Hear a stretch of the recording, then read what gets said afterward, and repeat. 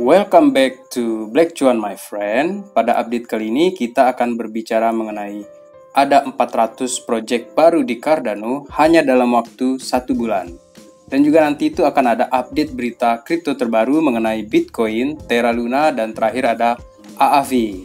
Untuk yang pertama kali ini itu adalah Bitcoin menuju level tertinggi 2 minggu karena Terra menjanjikan harga BTC itu akan segera menjadi hot alias spicy ya. Bitcoin atau BTC mendapatkan kembali kekuatan baru pada 21 April ini setelah Bear itu gagal untuk mendapatkan price action ya untuk jangka pendek ini tadi malam, dan para traders itu menyatakan bahwa jika bertahan di level 42.300 maka itu dapat membuka jalan untuk Bitcoin menuju ke $50.000.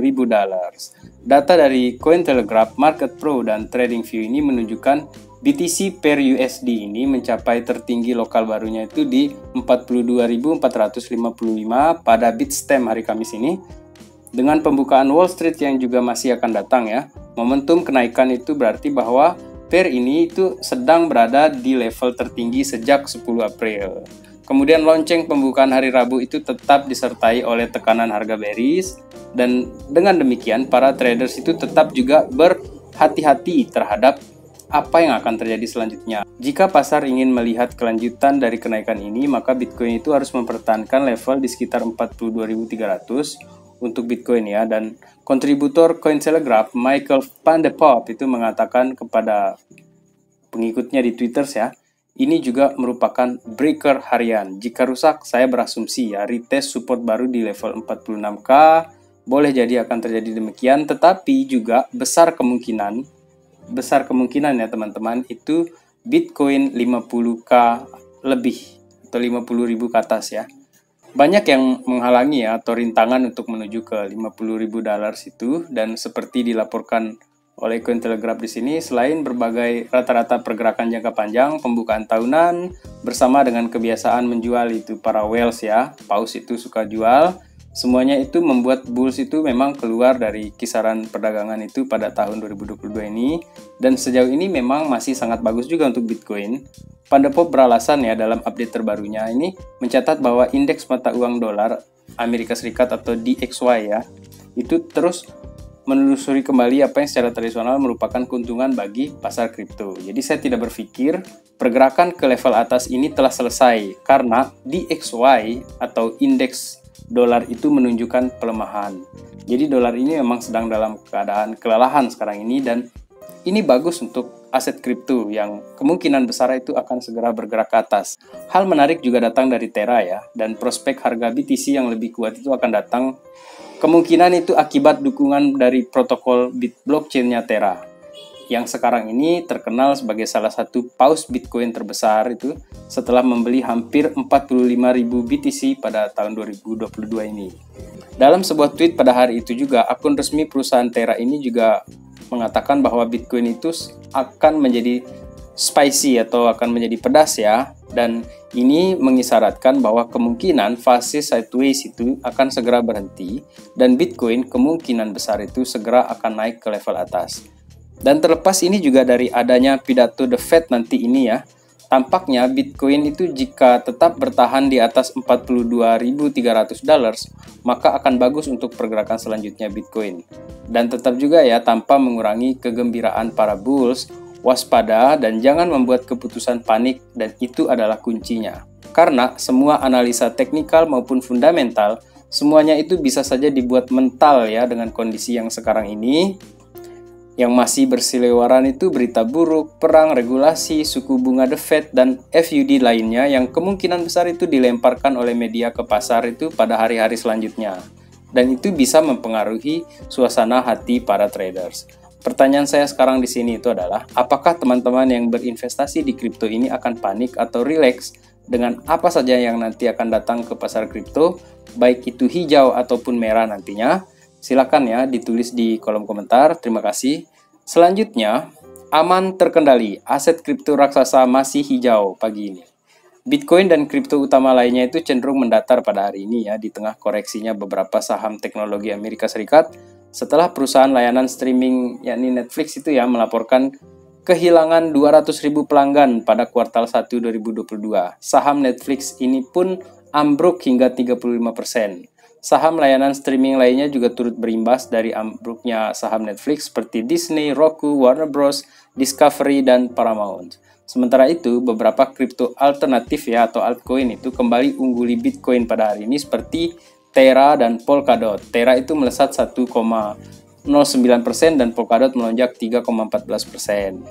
Sedangkan untuk DeFi Index ya masih belum ada tanda-tanda berhenti dari penurunannya, tetapi untuk NFT space, ApeCoin menjadi jagoan yang membawa suasana hijau di pasar NFT.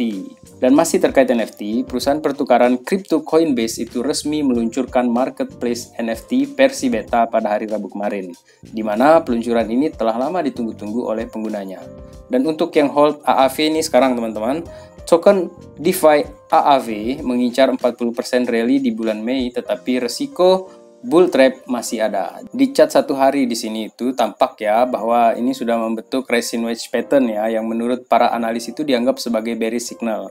Jikapun berhasil naik sampai level $280, ada kemungkinan AAV akan mendapat penolakan yang memaksanya turun lagi. Sedangkan di level 1 minggu, grafik ini menunjukkan bahwa AAV itu dalam pola channel ya, channel menurun selama sebulan seperti yang terlihat ini dan membuat pattern bull flag di sini. Bullish flag ini itu adalah indikator kelanjutan bullish ya yang muncul ketika harga itu berkonsolidasi lebih rendah di dalam kisaran paralel ya selama periode tren naik yang kuat. Jadi menurut hemat saya ya, selama skenario harga si Big Boss yakni Bitcoin itu masih aman jaya, saya kira AAV itu masih sangat besar kemungkinan untuk menanjak lagi.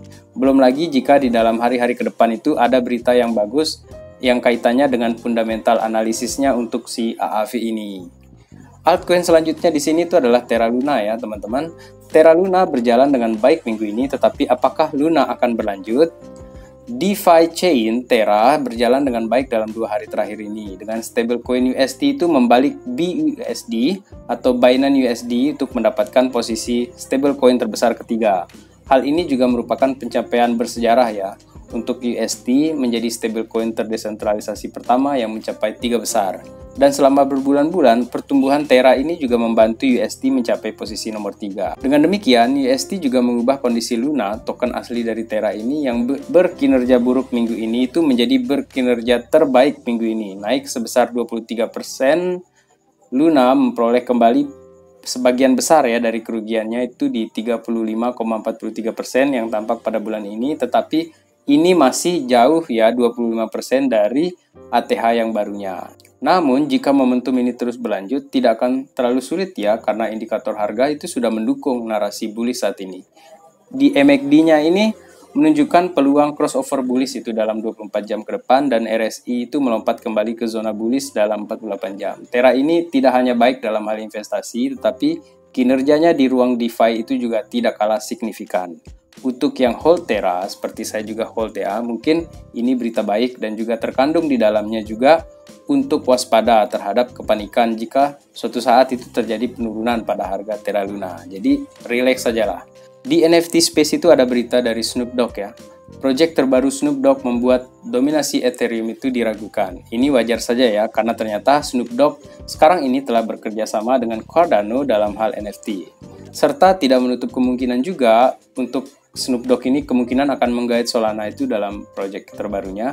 Sebab Snoop Dogg ini bukan orang yang baru ya di dalam dunia NFT. Dia ini adalah salah satu dari 37 investor di Yuga Labs, orang-orang di balik Bored Ape Yacht Club ya. Jadi fakta bahwa dia memilih Cardano daripada Ethereum ini menunjukkan bahwa lebih banyak selebritas terkenal mungkin juga mempertimbangkan hal yang sama. Saya tidak berpikir pemegang Ethereum itu perlu khawatir ya tentang langkah terbaru si rapper ini. Kemungkinan besar ini adalah keputusan yang sudah diperhitungkan ya dari pihaknya Snoop Dogg ya. Karena ini mungkin mempertimbangkan ya fee apa segala macam itu untuk Cardano versus Ethereum. Namun, sementara ini saya tidak berpikir teman-teman perlu menjual ETH USD-nya dulu ya.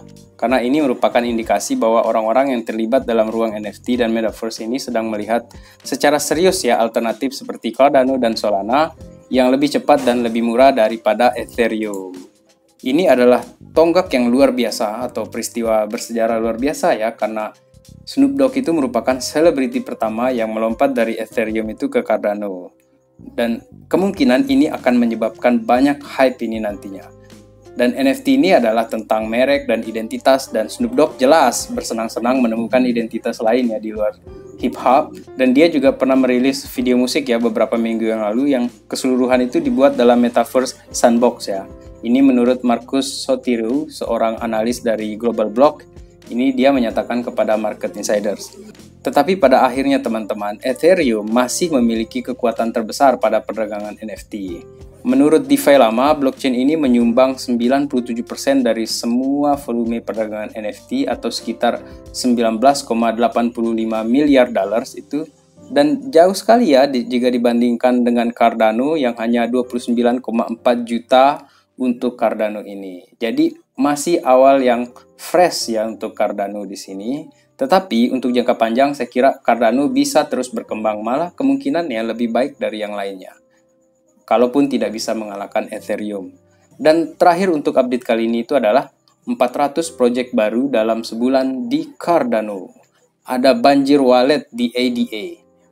Salah satu area pengembangan yang solid saat ini itu adalah aksi wallet atau dompet di Cardano ya. Dengan informasi dari Cardano blockchain ini menunjukkan bahwa jumlah dompet ADA ini telah meningkat 100.000 sejak 22 Maret. Angka lengkapnya itu pada 19 April mencapai 3.268 juta. Dalam periode waktu itu, kecepatan hash dompet ADA ini yang baru tiap hari itu telah membanjiri dari sekitar 2.000 menjadi 8.129.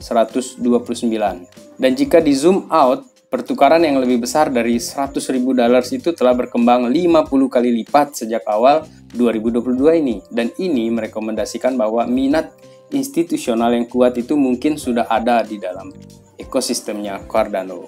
Jadi yang pegang Cardano dan masih lemas lunglai itu biasa, hawa puasa juga ya. Dan jika kalian yakin, maka bersabar dalam investasi itu adalah hal yang umum dilakukan.